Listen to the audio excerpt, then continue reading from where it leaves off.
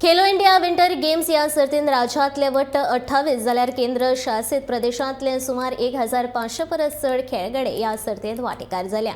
अशो उपक्रम राबयिल्ल्यान जम्मू काश्मीरांतल्या तरणाट्यांक वेगवेगळे खेळ खेळपाक प्रोत्साहन मेळटलें, तशेंच पर्यटनाक लेगीत चालना मेळटली अशें केंद्रीय खेळां मंत्री अनुराग ठाकुरान सांगलें।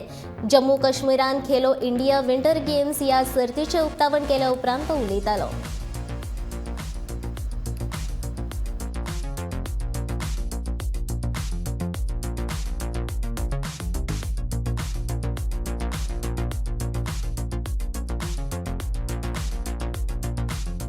ग्यारह गेम्स में भाग लेंगे। ये आज तक का सबसे बड़ा आयोजन होगा। मैं अपने सभी इन युवा साथियों का धन्यवाद करता हूं जो पिछले कई घंटों से यहाँ पर कश्मीर में सभी खिलाड़ियों का और हम सबका स्वागत करने के लिए आए हैं। अंगमार्ग पे हम लोग यहाँ पर हैं। आप देख सकते हैं पीछे पूरी बर्फ ही बर्फ आपको नजर आ रही है। ये है खूबसूरत कश्मीर और यहाँ पर देश भर के लोग जहाँ एक और टूरिस्ट के रूप में आते हैं। आज 1500 से ज्यादा खिलाड़ी यहाँ पर पहुंचे हैं।